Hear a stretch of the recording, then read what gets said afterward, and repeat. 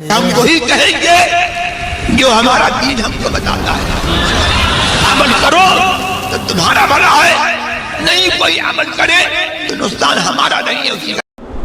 نحمده ونصلي ونسلم على رسوله الكريم اما بعد فاعوذ بالله من الشيطان الرجيم بسم الله الرحمن الرحيم.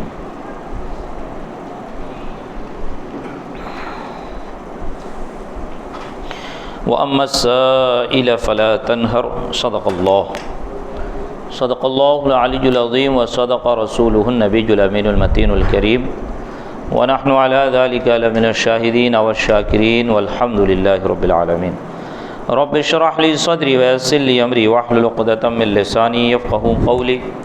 إن الله وملائكته يصلون على النبي يا أيها الذين آمنوا صلوا عليه وسلموا تسليما. اللهم صل على سيدنا ومولانا محمد معدن الجود والكرم وآله وبارك وسلم صلاة وسلاما عليك يا رسول الله صلى الله تعالى عليك وبارك وسلم. عزیزان ملت اسلامیہ، رفیقان گرامی، کل گزشتہ جمعرات کو آپ نے صدقہ فطر سے متعلق مسائل سماعت فرمائے اور تمام مسائل جو ضروری تھے وہ ذکر ہو گئے. کوئی مسئلہ ایسا بچا نہیں بہار شریعت نے جو حضرت نے مسئلہ بیان کیا ہے اس اعتبار سے. اب یہاں سے یہ ذکر کر رہے ہیں سوال کسے حلال اور کسے نہیں، یعنی کس کو جائز ہے سوال کرنا، جسے مانگنے والے کو سائل کہتے ہیں نا، جسے عام طور پر ہم جسے کہتے ہیں اپنی زبان میں بھیک مانگنا، لوگوں سے سوال کرنا. تو سوال کسے حلال ہے اور کسے نہیں، بغور اسے سماعت فرمائیں اور دیکھیں اور اندازہ لگائیں کہ فی زمانہ لوگوں نے اپنا پیشہ بنا لیا ہے، کاروبار بنا لیا ہے، اور جو مستحق ہے ان کی وجہ سے مستحق تک پیسہ اور مستحق تک پیسہ نہیں پہنچ پاتا اور اس کی صحیح مدد نہیں ہو پاتی. مصنف فرماتے ہیں کہ آج کل ایک عام بلا یہ پھیلی ہوئی ہے کہ اچھے خاصے تندرست چاہیں تو کما کر اوروں کو کھلائیں، مگر انہوں نے اپنے وجود کو بیکار قرار دے رکھا ہے. کون محنت کرے، مصیبت جھیلے، بے مشقت جو مل جائے تو تکلیف کیوں برداشت کرے. ناجائز طور پر سوال کرتے اور بھیک مانگ کر پیٹ بھرتے ہیں، اور بہتیرے ایسے ہیں کہ مزدوری تو مزدوری، چھوٹی موٹی تجارت کو ننگ و عار خیال کرتے ہیں، یعنی کہ مزدوری کو بھی بے عزتی کا کام سمجھتے ہیں. حالانکہ مزدور کے بارے میں جو رزق حلال کمائے اس کی کتنی بڑی فضیلت آئی، رزق حلال کمانے کی، رزق حلال کی کوشش کرنے کی. تو مزدوری کو تو ننگ و عار یعنی شرم کا کام سمجھتے ہی ہے، اس کے ساتھ ساتھ چھوٹے موٹے بزنس کو بھی شرم کا کام سمجھتے ہیں کہ بھائی کریں گے تو بڑا بزنس کریں گے، نہیں تو بھیک مانگیں گے. سمجھ میں آئی بات؟ تو مزدوری چھوٹی موٹی تجارت کو ننگ و عار خیال کرتے، اور بھیک مانگنا کہ حقیقتاً ایسوں کے لیے بے عزتی و بے غیرتی ہے، مایہ عزت جانتے ہیں. اور بہتوں نے تو بھیک مانگنا اپنا پیشہ ہی بنا رکھا ہے، اور اکثر و بیشتر ایسے ہی ملیں گے، خاندانی پیشہ ور، باپ دادا سے بھیک مانگتے آ رہے ہیں. گھر میں ہزاروں روپے سود کا لین دین کرتے ہیں، زراعت وغیرہ کرتے ہیں، مگر بھیک مانگنا نہیں چھوڑتے. آپ کے ممبئی ہی میں آئے دن ایسے کیسز اور ایسے واقعات سامنے آتے رہتے ہیں کہ بندہ بھیک مانگتا ہے، اس کے خود کے روم بھاڑے پہ چل رہے ہیں، فلیٹ بھاڑے پہ دیا ہوا ہے. کہ بعد میں جب پول کھلتی ہے تو سمجھ میں آتا ہے کہ بندہ جب اٹھا کٹھا ہے تو اس کو کس بات کا پیسہ دیا جائے. اسی لیے تو زکوٰۃ دینے کے لیے بھی یہ شرط لگائی گئی، جو فقیر شرعی ہو، جس کے پاس نہ اتنا مال ہو کہ اس پہ زکوٰۃ ہو، نہ کوئی دوسری ایسی چیز ہو جو نصاب کو پہنچتی ہو، اگرچہ اس پہ زکوٰۃ نہیں ہے، تو اس کو بھی زکوٰۃ نہیں دے سکتے. تو ذرا سوچیں، اٹھے کھٹے جو لوگ ہیں ان کو کس طرح اس طور کا پیسہ دیا جا سکتا ہے. تو لہٰذا بہتر طریقہ یہ ہے جو میں نے ہمیشہ آپ سے کہا، اپنے گھر خاندان میں دیکھے کس کو ضرورت ہے اور ان کی اس طور پر مدد کرے کہ سیدھے ہاتھ سے دے تو دوسرے ہاتھ کو خبر نہ ہو، لوگوں کو معلوم نہ پڑے، تاکہ یہ آپ کے اور اللہ تبارک و تعالیٰ کے درمیان رہے، کہ جب کل بروز قیامت آپ کو انشاءاللہ کل یا پرسوں صدقہ نافلہ کا ذکر آئے گا تو اس میں دیکھیں کہ جو اس طرح اللہ کی راہ میں خرچ کرتے ہیں رب تبارک و تعالیٰ ان کو کیسا اجر عطا فرماتا ہے، اور کل بروز قیامت ان کو جو اجر ملے گا تو اس اجر کے سامنے یہ دنیاوی تکالیف اور مشقت کوئی حیثیت نہیں رکھتے۔ تو فرماتے ہیں مصنف کہ بھیک مانگنا نہیں چھوڑتے، وہ اپنا پیشہ بنا رکھا ہے انہوں نے۔ ان سے کہا جاتا ہے تو جواب دیتے ہیں کہ بھیک مانگنا چھوڑ دو، جب ان سے کہا جاتا ہے تو جواب دیتے ہیں یہ ہمارا پیشہ ہے۔ واہ صاحب واہ، کیا ہم اپنا پیشہ چھوڑ دیں؟ حالانکہ ایسوں کو سوال حرام اور جسے ان کی حالت معلوم ہو اسے جائز نہیں کہ ان کو دے۔ اب چند حدیث سنیے، دیکھیے کہ آقا دو عالم صلی اللہ علیہ وسلم ایسے سائلوں کے بارے میں کیا فرماتے ہیں۔ بخاری و مسلم میں عبداللہ بن عمر رضی اللہ تعالی عنہما سے راوی رسول اللہ صلی اللہ علیہ وسلم فرماتے ہیں آدمی سوال کرتا رہے گا یہاں تک کہ قیامت کے دن اس حال میں آئے گا کہ اس کے چہرہ پر گوشت کا ٹکڑا نہ ہوگا، یعنی نہایت بے آبرو ہو کر آئے گا۔ جو دنیا میں سوال کرتا ہے، جسے سوال کرنے کا اختیار اور سوال کرنے کا عذر شرعی جس کے پاس نہیں ہے، اس کے باوجود سوال کرتا ہے، اس کی یہ حالت ہوگی۔ ابو داؤد و ترمذی و نسائی و ابن حبان سمرہ بن جندب رضی اللہ تعالی عنہ سے راوی رسول اللہ صلی اللہ علیہ وسلم فرماتے ہیں سوال ایک قسم کی خراش ہے کہ آدمی سوال کر کے اپنے منہ کو نوچتا ہے، جو چاہے اپنے منہ پر اس خراش کو باقی رکھے اور جو چاہے چھوڑ دے۔ ہاں اگر آدمی صاحب سلطنت سے اپنا حق مانگے یا ایسے امر میں سوال کرے کہ اس سے چارہ نہ ہو تو جائز ہے۔ اور اسی کے مثل امام احمد نے عبداللہ بن عمر اور طبرانی نے جابر بن عبداللہ رضی اللہ تعالی عنہم سے روایت کی۔ بیہقی نے عبداللہ بن عباس رضی اللہ تعالی عنہما سے روایت کی کہ رسول اللہ صلی اللہ علیہ وسلم نے فرمایا جو شخص لوگوں سے سوال کرے حالانکہ نہ اسے فاقہ پہنچا نہ اتنے بال بچے ہیں کہ جن کی طاقت نہیں رکھتا، تو قیامت کے دن اس طرح آئے گا کہ اس کے منہ پر گوشت نہ ہوگا۔ اور حضور صلی اللہ علیہ وسلم نے فرمایا جس پر نہ فاقہ گزرا اور نہ اتنے بال بچے ہیں جن کی طاقت نہیں اور سوال کا دروازہ کھولے، اللہ تعالیٰ اس پر فاقہ کا دروازہ کھول دے گا، ایسی جگہ سے جو اس کے دل میں بھی نہیں۔ دیکھو اللہ تبارک و تعالیٰ نے ارشاد فرمایا کہ جو اللہ سے ڈرے اور تقوی پرہیزگاری اختیار کرے تو اللہ تعالیٰ اس کو ایسی جگہ سے رزق عطا فرمائے گا کہ اس کے وہم و گمان میں بھی نہیں ہوگا یہاں سے بھی مجھے رزق مل سکتا ہے۔ اور جس کو فاقہ نہ گزرے، جو اٹھا کٹا ہو، نہ جس کی اتنی اولاد ہے کہ اس کی اولاد، اس کی اہل و عیال کا نان و نفقہ اس پہ بار گزر رہا ہے، اچھی خاصی زندگی گزر رہی ہے، اس کے باوجود وہ بھیک مانگتا ہے، وہ لوگوں کے درمیان لوگوں کے سامنے ہاتھ پھیلاتا ہے، تو اس کے لیے یہ وعید ارشاد فرمائے کہ رب تبارک و تعالیٰ اس پر اس طرح سے اور ایسی جگہ سے فاقہ نازل کرے گا کہ اس کے وہم و گمان میں بھی نہیں آئے گا کہ میں یہاں سے بھی نقصان اٹھا سکتا ہوں اور مجھے اس طرح سے بھی فاقہ میرے اوپر آ سکتا ہے۔ نسائی نے عائذ بن عمرو رضی اللہ تعالیٰ عنہ سے روایت کی رسول اللہ صلی اللہ علیہ وسلم فرماتے ہیں اگر لوگوں کو معلوم ہوتا کہ سوال کرنے میں کیا ہے تو کوئی کسی کے پاس سوال کرنے نہ جاتا۔ اسی کے مثل طبرانی نے عبداللہ بن عباس رضی اللہ تعالیٰ عنہما سے روایت کی۔ امام احمد بسند جید و طبرانی و بزار عمران بن حسین رضی اللہ تعالیٰ عنہ سے راوی کہ حضور اقدس صلی اللہ علیہ وسلم فرماتے ہیں غنی کا سوال کرنا قیامت کے دن اس کے چہرہ میں عیب ہوگا۔ اور بزار کی روایت میں یہ بھی ہے کہ غنی کا سوال آگ ہے، اگر تھوڑا دیا گیا تو تھوڑی اور زیادہ دیا گیا تو زیادہ، یعنی جتنا مانگے گا اتنا اس کے حق میں وہ کل بروز قیامت آگ بن جائے گی۔ اور اسی کے مثل امام احمد و بزار و طبرانی نے ثوبان رضی اللہ تعالی عنہ سے روایت کی۔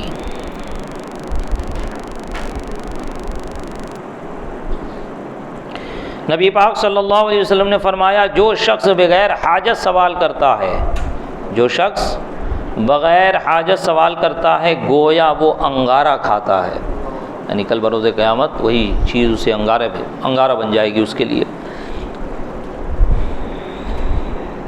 اور جو شخص نبی پاک صلی اللہ علیہ وسلم نے فرمایا جو شخص مال بڑھانے کے لیے سوال کرتا ہے وہ انگارے کا سوال کرتا ہے، تو چاہے زیادہ مانگے یا کم سوال کرے، دونوں صورت میں وہ انگارہ ہی ہے اس کے لیے۔ اور نبی پاک صلی اللہ علیہ وسلم نے فرمایا جو شخص سوال کرے اور اس کے پاس اتنا ہے جو اسے بے پرواہ کرے، وہ آگ کی زیادتی چاہتا ہے۔ لوگوں نے عرض کی وہ کیا مقدار ہے جس کے ہوتے ہوئے سوال جائز نہیں؟ فرمایا صبح شام کا کھانا۔ زکوٰۃ میں یہ مسئلہ بیان کرتے ہیں فقہاء کرام کہ فقیر کو اتنا دیا جائے، مسکین کو اتنا دیا جائے کہ اس کا ایک دن کا کھانا پینا ہو جائے، اس سے زیادہ بھی دے سکتے ہیں لیکن اتنا دیا جائے کہ ایک دن کا کھانا پینا ہو جائے۔ اب یہاں دیکھیں کیوں ہو جائے؟ کیونکہ وہ فقیر شرعی زکوٰۃ اب اس کا حق ہے، دے دیا، اب اس کو دے دیا تو اس دن اس کو مانگنا حلال نہیں۔ اب اگر دوسرے دن اس کے پاس کھانے پینے کے لیے پہننے کے لیے نہیں ہے یا پہننے کے لیے کھانے کے لیے نہیں ہے، ضروریات کی چیز، اب اسے سوال حلال ہے۔ وہی چیز نبی پاک نے فرمایا جب عرض کی صحابہ نے کہ وہ مقدار کیا ہے کہ جو اس کی حاجت کو پورا کرے، جو اس کو بے پرواہ کرے، کہا صبح شام کا کھانا ہے نا، صبح شام کا کھانا۔ کل کے لیے تو جمع کر کے رکھے گا تو بھائی اس سے اچھا ہے کہ کام کر، دو پیسہ کمائے گا تو پھر اس کو جمع کر کے رکھ۔ اگر کل نہیں رہے گا تب اگر سوال ہی کرنا ہے اور حاجت شرعی ہے تو اس وقت جب کہ کل تیرے پاس کھانا نہیں رہے، یہ نہیں کہ آج ہی 10 دن کا جمع کر کے بیٹھے۔ یہی بات، اتنی تاکید بیان کی ہے شریعت نے، اتنے مسائل اور اتنے احتیاط اور اتنے حدود بیان کیے، اس کو مد نظر رکھو تو سمجھ میں آئے گا کسے سوال حلال ہے کسے نہیں۔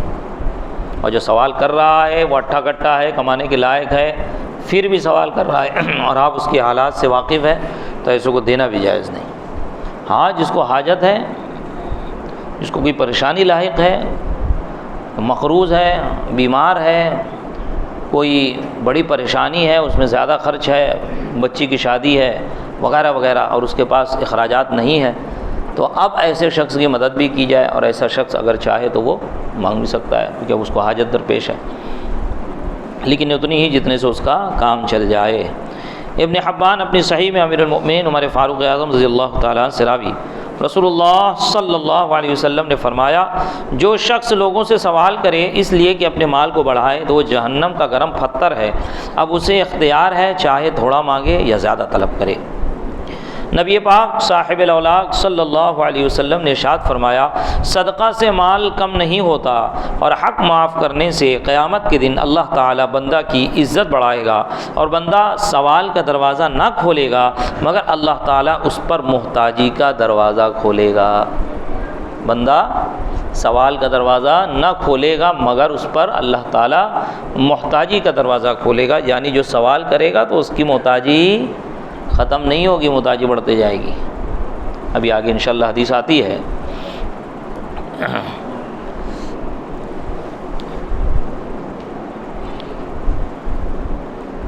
قبیصہ بن مخارق رضی اللہ تعالیٰ عنہ سے راوی کہتے ہیں مجھ پر ایک مرتبہ تاوان لازم آیا، میں نے حضور اقدس صلی اللہ علیہ وسلم کی خدمت میں حاضر ہو کر سوال کیا، فرمایا ٹھہرو ہمارے پاس صدقہ کا مال آئے گا تو تمہارے لیے حکم فرمائیں گے۔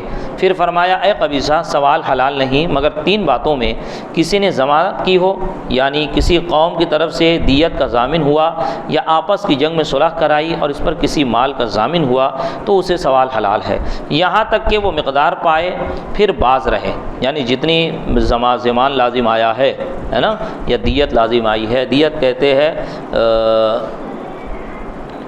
کسی شخص کو کسی نے قتل کر دیا تو اس میں قصاص ہوتا ہے، اگر جان بوجھ کے قتل کیا ہے تو قصاص، اگر غلطی سے قتل ہوا ہے تو اس کی جو ہے اس کے مسائل ہیں، تو اس میں غالباً قتل خطا میں دیت ہوتی ہے، یا یہ کہ قصاص ہے، اور جو قاتل ہے، قاتل یا قاتل کے جو وارثین ہیں، جو اس کے اولیاء ہے، وہ مقتولین کے جو جس کا قتل ہوا ہے اس سے کہہ رہے ہیں کہ بھائی پیسہ لے کے معاملہ ختم کرو، دیت لے کے معاملہ ختم کرو، اگر وہ لوگ راضی ہو جاتے ہیں تو جو دیت شریعت نے مقرر کی ہے وہ دیت دی جاتی ہے، اسے کہتے ہیں دیت۔ سمجھ میں آئی بات؟ یا 2 گروہ کے درمیان جنگ ہو گئی، اب معاملہ طے پایا تو جس کا نقصان ہوا ہے یا کوئی زمان ٹھہرا، اب جس کے اوپر زمان آ رہا ہے کہ بھائی اتنا پیسہ مجھے دینا ہے، تو ایسے شخص کو سوال حلال ہے، ٹھیک ہے، تو کہ دیت کے لیے یا زمان کے لیے، لیکن اتنا ہی جتنے سے کام چل جائے۔ نبی پاک نے کیا فرمایا؟ اتنا ہی جتنے سے کام چل جائے، سمجھ میں آئی بات؟ تو جب اتنا ہی جتنے سے کام چل جائے تو جس آدمی کے پاس دن کا 100-200 روپیہ آ گیا اور اس کا دن کا کام صبح شام کا کھانا ہو جائے گا، سونا ہو جائے گا، تو اس سے حلال کیسے ہو سکتا ہے کہ اور مزید مانگے وہ؟ سمجھ میں آئی بات؟ ہاں۔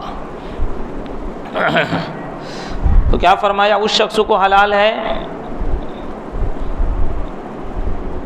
کسی نے ضمانت کی ہو تو اسے سوال حلال ہے یہاں تک کہ وہ مقدار پائے پھر باز رہے، یا کسی شخص پر آفت آئی کہ اس کے مال کو تباہ کر دیا تو اسے سوال حلال ہے یہاں تک کہ بسر اوقات کے لیے پا جائے، یا کسی کو فاقہ پہنچا اور اس کی قوم کے 3 عقل مند شخص گواہی دیں کہ فلاں کو فاقہ پہنچا ہے تو اسے سوال حلال ہے یہاں تک کہ بسر اوقات کے لیے حاصل کر لے، اور ان 3 باتوں کے سوا اے قبیصہ سوال کرنا حرام ہے کہ سوال کرنے والا حرام کھاتا ہے۔